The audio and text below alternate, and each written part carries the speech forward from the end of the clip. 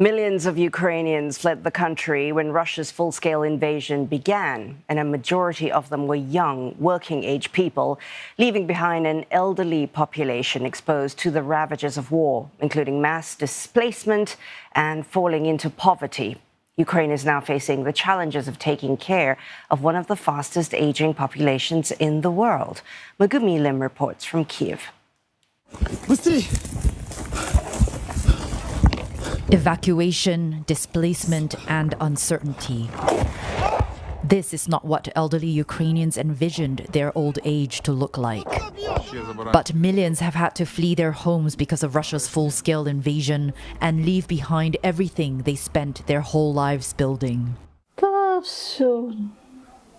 Вся одежда, все, что было, ничего нету. Я жила неплохо. Мне было, пока муж был, было все, и машина, и дом, и все на свете. Все прахом пошло, ничего нету. Даже одежды и то нету. 85-year-old Anastasia fled the eastern Donetsk region during the first year of war, where fierce fighting continues today. She now lives in a nursing home in Kyiv.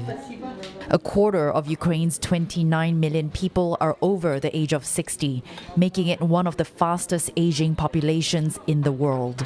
And that means they make up the largest percentage of elderly people affected by conflict in a single country. This poses a challenge to a nation grappling with a shrinking population and a plummeting birth rate. Є соціальною країною. 60% населення – це особи, які є соціальщиками. 20% діти і 20% – це працюючого населення. За статистикою Мінсоціальної політики. І щодо ситуації даного вашого питання, скажу так, що в подальшому потреба саме в наданні допомоги таким людям, вона буде зростати.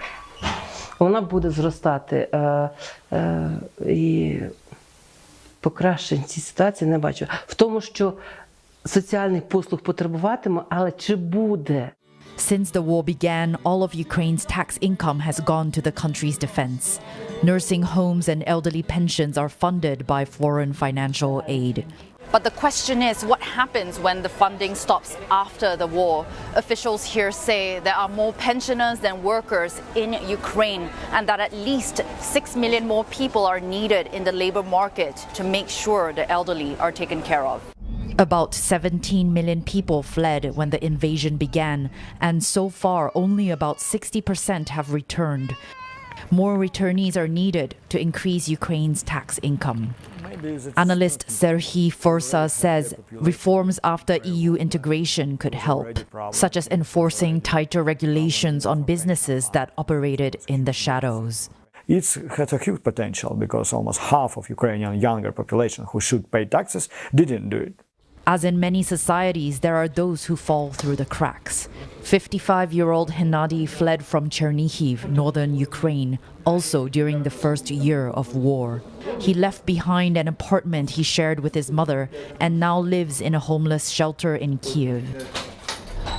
He's not old enough to receive a pension, but not young enough to easily start over. He recently found work at a railway station. Поэтому зарплата небольшая. 5000.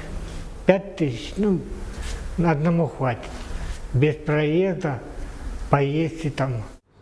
That's about $120 a month, similar to what most Ukrainian pensioners receive.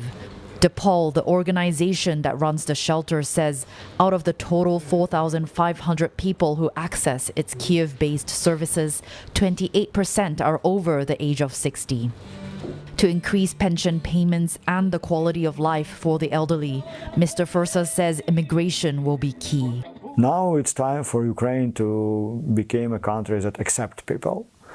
And I think it's only one way to protect its economy, it's huge migration. But unless the war ends, few foreigners may want to come and settle here, and more Ukrainians will continue to be displaced.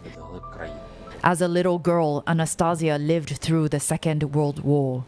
Я тогда маленькая была, мне было 3 года. Вообще война началась, я была маленькая, а потом уже как немцы к нам зашли. She survived and built a life for herself. only to lose everything again. Megumi Lim, CNA, Kyiv.